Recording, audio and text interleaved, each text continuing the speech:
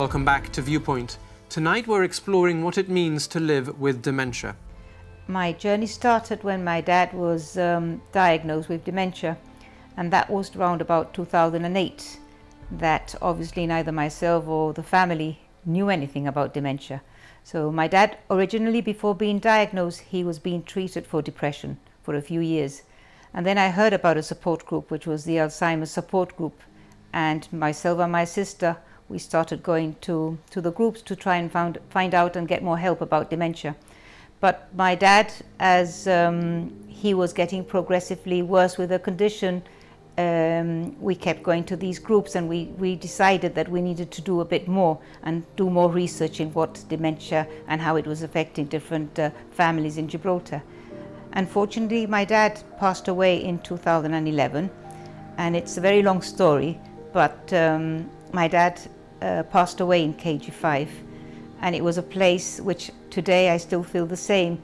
It was not a place that anybody should have gone to because of the state of the place, of the lack of resources, and also especially so because I didn't feel, at least not today or then, that a person with dementia should have been sectioned into KG5. And I say that with feeling a lot of guilt that happened, because I wish that the little that I know today, I would have known then, and maybe things could have been different. With the help of the Gibraltar Alzheimer's and Dementia Society, we're talking to people who care or have cared for a loved one with advanced dementia. And we're exploring the difficult decision to move their loved one into a care home.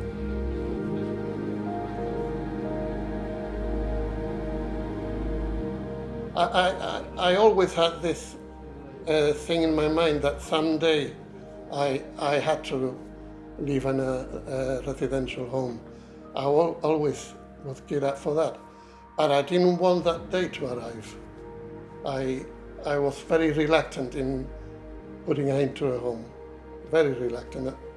And the day came, unfortunately, and I had to, and that day was really terrible for me, really, really bad. When I left her there, I felt so guilty. Then you went home, I'm living on my own, and there's an empty house with all the, all that stuff there. And it was really hard, very hard. And like that, I was there for about a year in that sort of situation. But now, with the benefit of hindsight again, anybody that goes through that, nobody should be feeling guilty at all. If you're doing what's best for her. But there's one thing in Alzheimer's and dementia, it's the carer has got to look after himself as well. That's very, very important. Because if the carer fails, he goes sick or whatever, it will affect the patient.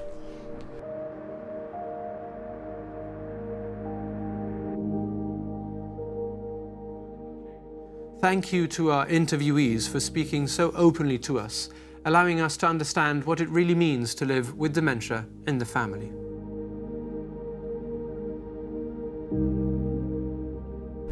My heart says she stays at home.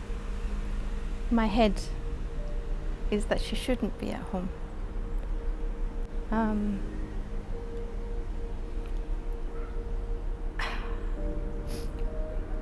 How do I make the change? I don't know. A lot of it is me, is my letting go in my head. Mm-hmm. I feel that perhaps I would let my mum down, and that's not something that none of us, no children want to do. I have been told that mum should be in full-time care, 24/7. In a nursing home.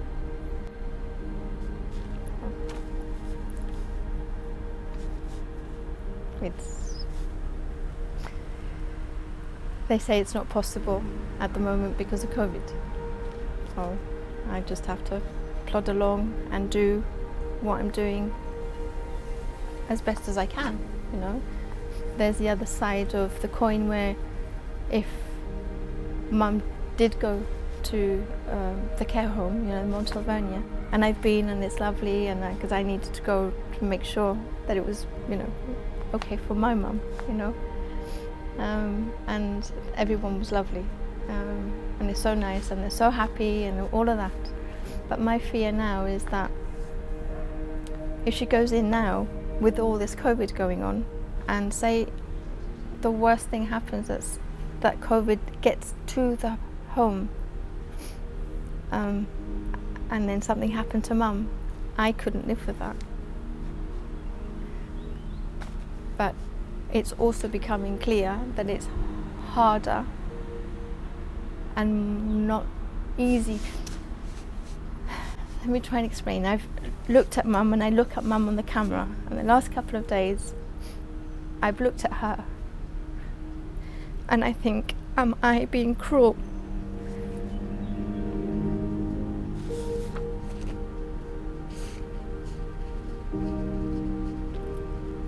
Sorry.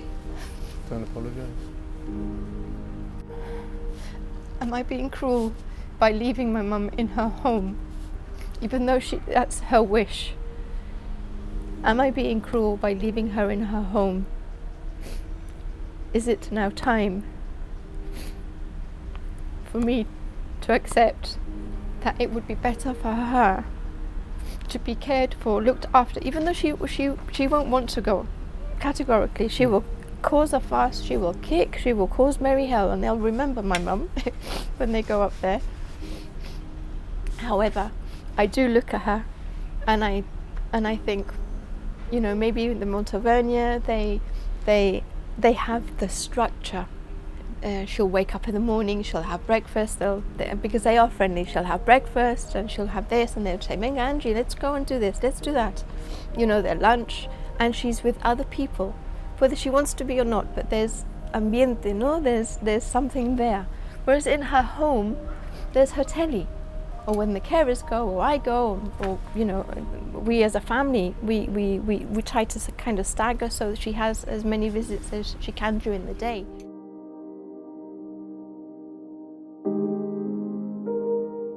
It is extremely hard, it's something that I don't think many people just don't get over it, and we see it. We've spoken to Teresa, who's thinking that the day might come when she has to take the decision for her mum.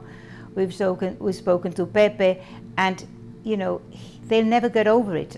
We as a family have never really got over the day that my dad went into KG5.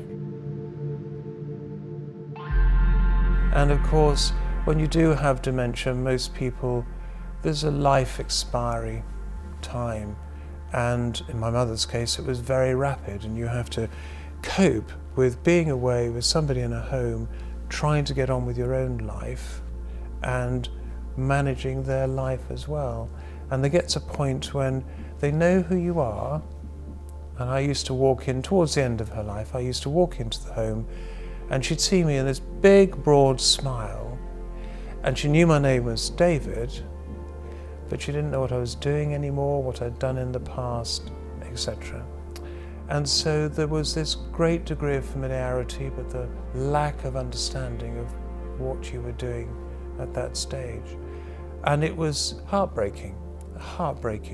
And you go into a home that is full of people with this condition, and they're all sitting around, and in most cases, they're in their own world. They've taken themselves off because they don't know how to communicate very well at all.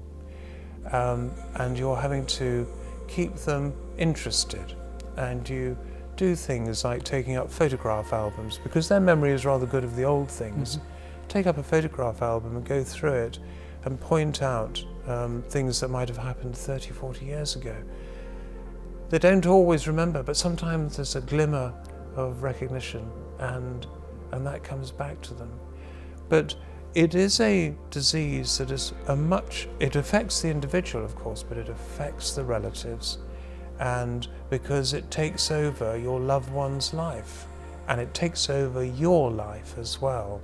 And unless you have the support of a home, carers, the social services, it can be as dramatic on the the loved one who's caring, the carer, as it can on the person. The person who's got dementia is very much in their own world. Their light bulbs, their Christmas tree lights are going off one by one, and they remember less and less, they can't speak as well.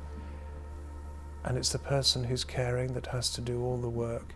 And you can leave the care home at the end of the day and you are absolutely shattered. And those visits go down from an hour to half an hour to 15 minutes because there's nothing to talk about. And it can become very dramatic. With a diagnosis, an individual and their family can start making sense of a changing world. They can start making care arrangements and indeed plans to hand over decision-making in good time. At some point, people with advanced dementia need help in making even basic decisions.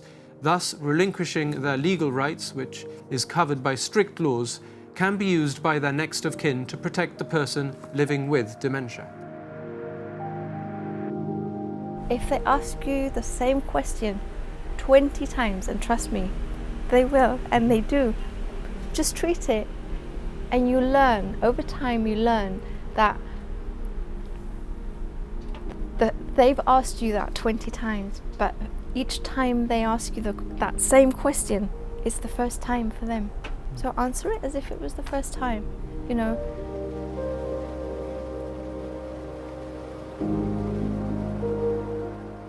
What's it like to have a loved one in a care home? I'll always maintain that, you know, I will be next to her.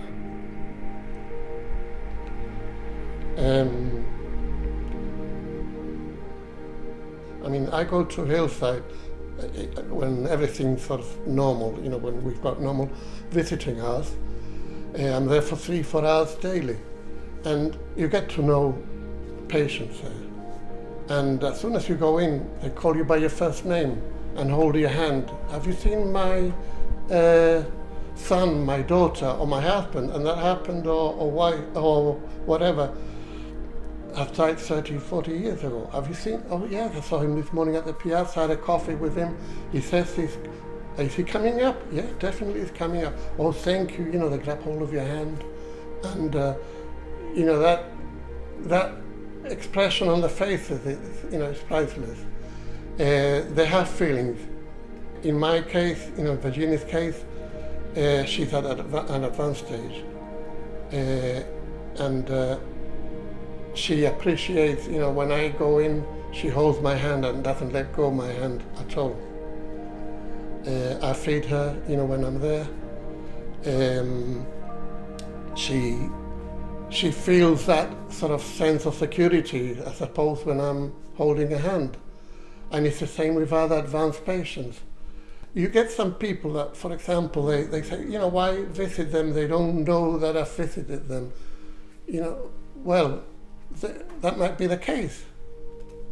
But the moment you're there, you know, the time you're spending with them is quality time for them.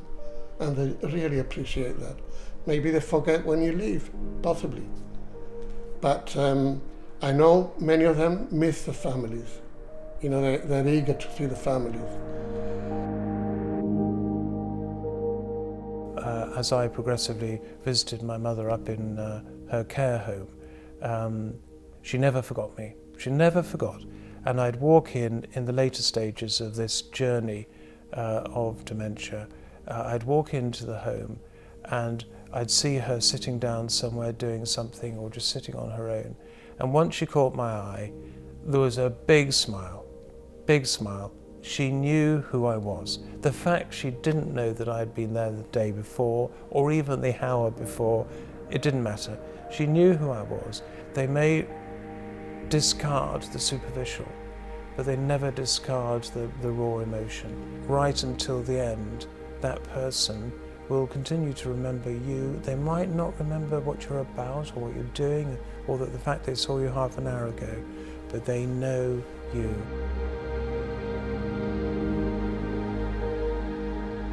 It's just a really tough, it's a tough.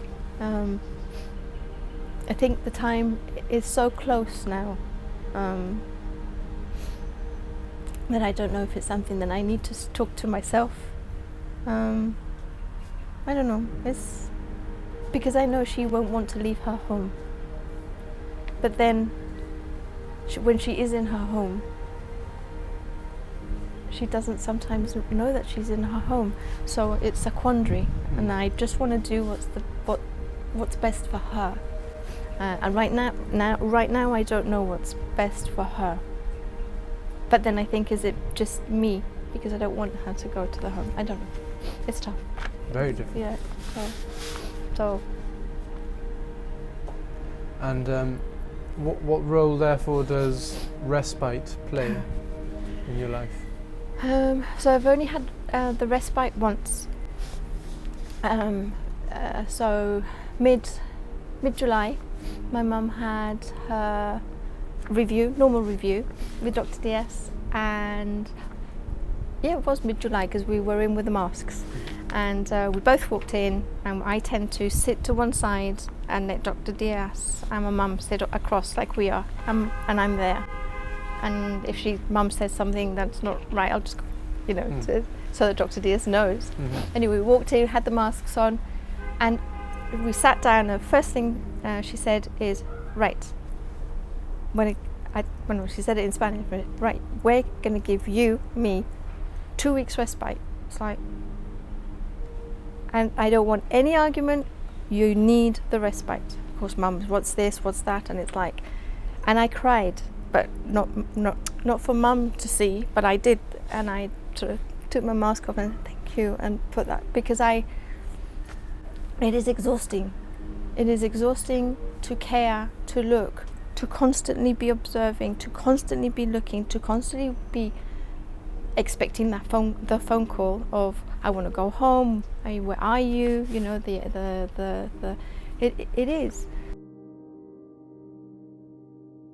And going up to the mental health facility here in Gibraltar and recognising everything that is done for people with dementia in Gibraltar, it's astonishing. And the brilliant thing about Gibraltar is the family community. And I know of many people in Gibraltar who've got relatives who've got dementia, but they live very much in the community, in the home. Whereas in England it's a bit different. When people have dementia, they tend to be moved into external homes. Here, people look after their own a lot better. Bella Vista, the day centre, that's a great thing, the improvement, the quality that Alzheimer's patients have nowadays is, going back 5 years, that's nothing. Even 3 years ago, in 2017, that we've had a tremendous improvement in care for dementia. Gibraltar has qualified professionals working on dementia. Viewpoint was fortunate enough to sit down with some of the team leaders recently at Mount Alvernia to understand how the GHA, Elderly Residential Services, the Care Agency and others work together as a team to care for people living with dementia in the community and also in residential care.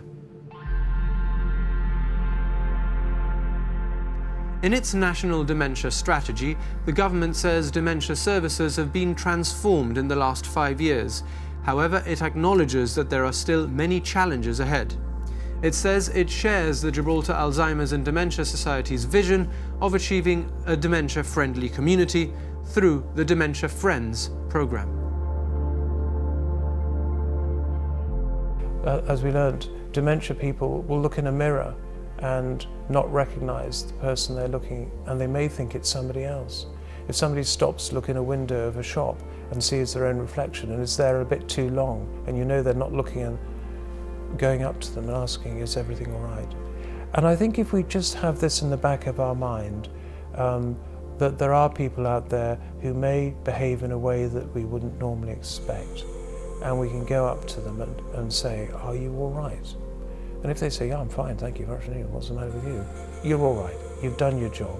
If you go up to them and they say, thank you, I need help crossing this road, then you've done a service to them and to the community. And in a community like Gibraltar, 500 people we know of who have dementia, out of a population of 30,000 people, That's quite a high percentage. So in all likelihood, somebody in Gibraltar is going to walk past today somebody with dementia. And if that person gets into difficulty, being a dementia friend means I am aware that there are people out there that may be suffering from dementia, and I am prepared to go and help if I think that they may be having difficulty. And that's what being a dementia friend's all about. That was very important. I mean, His Excellency had only arrived a few weeks here at Gibraltar. I heard that he wanted to get to know the charities. We got to meet one another, and automatically the first thing that he said, you know, if it's my biggest support to your society is that I want to become a friend, and I want the convent staff also to become friends. And I think we had the talk about a week ago, and everybody was really interested, and it was surprising as well that most of the ones that they attended the talk, they had some family who was going through dementia as well.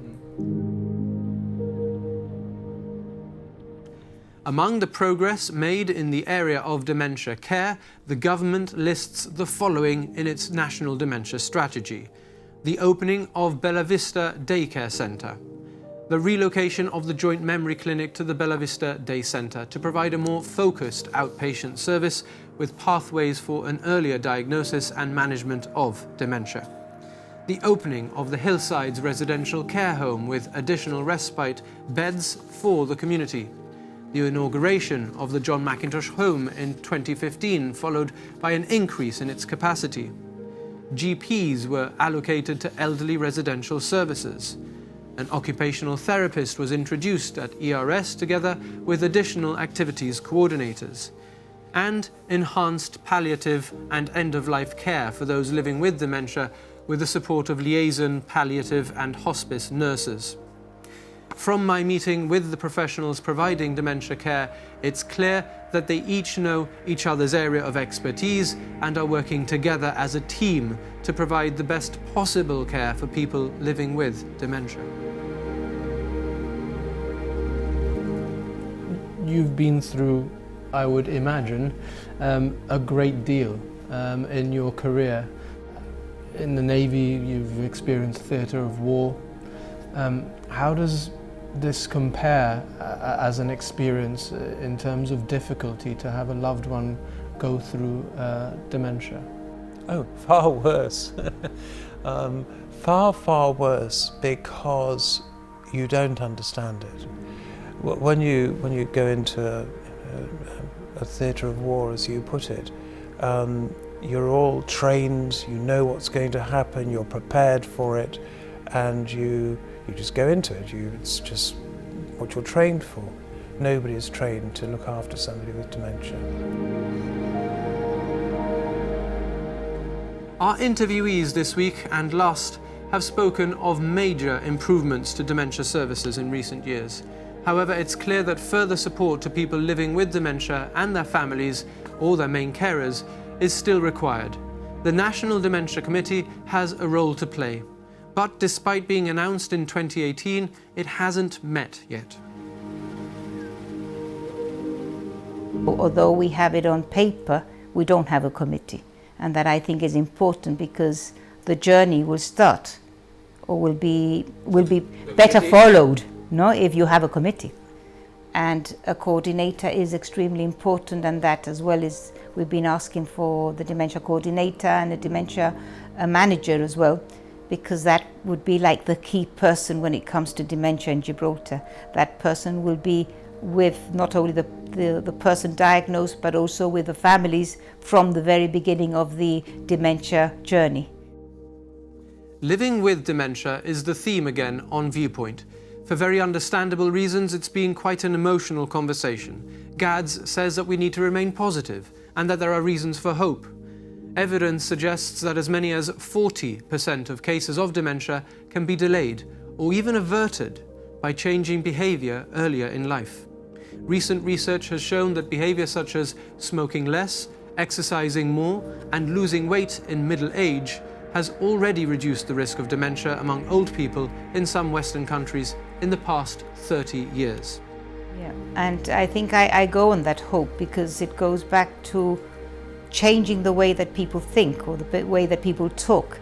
You know, if we don't exclude people from society and we include them in everything we do, and we keep joining them in doing the things that they enjoy for as long as possible, that is really the perfect scenario, because no case is the same, but people can live with dementia for many years. This is the concept that many people have, and that is, you get dementia, you're going to, you know, go into a residential home tomorrow, and that is not it. You know, there is no cure for dementia. There is no cure, but there are treatments, and as early as you know what you've got, I think that the treatment is there, but what is most important and the tools that are most important is the warmth and the love that you can get around you. The family contact is very, very important. You know, you can see the deterioration. You can see in Virginia's case, you know, I walk her a lot. You know, they probably haven't got the time to walk Virginia the same as I spend a few, say, half an hour at least, walking her, and that's really because she suffers from problems with her back. And with dementia, if you don't move them, they'll sit down and they won't move up again. You know, they won't walk again, and that's my aim. With the person that has the dementia, for the moment, you know, last month I thought, my mum's bad, you know, I don't know how she's going to be, how things are going to end up. That was last month. This month, I wish it was last month. I really do. Today, I wish it was 3 days ago, because you see the deterioration, it's not just a repetitive, there's lots of things, and it affects different people in different ways, but her speech is going in the sense she speaks, but what comes out of her mouth is codswallop, you know, because she cannot describe what her head, her eyes and her mouth are all jumbled up, and you just have to carry on and do not correct her, and that's hard. COVID is no good, is dreadful for everybody, you know. We're going through a very bad situation, but especially with people with dementia, it has been really, really, I think that the elderly and people with dementia or people with some disabilities have been the most affected. And we found, for example, that when we were coming here today, we've seen relatives outside just waiting for that 1 hour to see the loved ones. You know, that hour is not only important for them, but also for the person in the residential, you know, because sometimes some people might not be able to talk, or they might not be able to show their expressions, but the emotions are always going to be there. And it's so important that they look forward, even though they might not say it, to see. And these carers that come in, or this family that comes in, they might be the ones who are going to feed them. And that is so important as well, and we cannot lose that. We had this COVID. I was a constant visitor there, 3-4 hours every day. I was stopped from visiting her. That was, for me, that was terrible. Then I had the second problem, that I was going on lockdown myself. I was locked down for 43 days on my own. You know, I had communication with my children. They did bring food and everything, but I was missing, you know, I was missing Virginia. She was missing me, because I could tell by the video links that she was sad. You could tell she was sad, because I know when she's in pain. I know when she's not happy. You know, it's a sort of contact over a long period. I mean, we're going to be 50 years. We're going to have an anniversary next year. Recognise the symptoms early and get help. I was too late. My brother and I were too late. We just put it down to forgetfulness, and we knew nothing about dementia. We knew nothing about it whatsoever. We didn't know what the symptoms were, what the behaviours were going to be. We just put it down to old age and forgetfulness. If you're unsure, ask for help. And to go to the Dementia Friends organisation, to go to GADS, and say, I've got a little bit of a concern. What should I be doing about it? Keep asking for help, because to do it on your own is completely and utterly exhausting. Ultimately, when the time comes that you do need to move your loved one into a facility that cares for them more than you can, be prepared to do that. It is such a wrench to take your loved one out of the home. But as I personally found, when I moved, my brother and I moved my mother out of a home she'd lived in for years and years and years, that her sense of relief was tangible. She couldn't cope. She could not cope. And so when we moved her into this home, it was devastating for Chris and I. But when she got in there, she was surrounded by people who were in very much the same state as she was.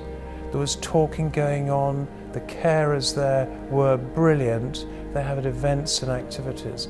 She started to smile again because she was among friends and people she could talk to. You know, I do understand that the things that are being done, and government or public health have been very, you know, the management of COVID has been good.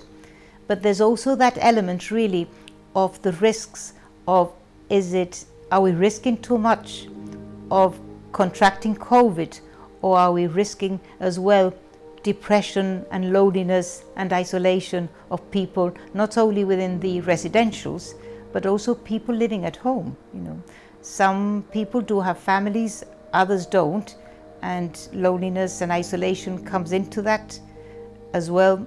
People have wanted to see a GP, they have not been able to see a GP face to face, and knowing a little bit about dementia, I cannot imagine really explaining to a GP over the phone that you think that you might have some concerns about dementia, because it is important a face to face. And I would repeat myself, you know, it is important to weigh the risks of contracting COVID, or the risk of not being able to diagnose people who might have already concerns of showing some symptoms that they might have dementia.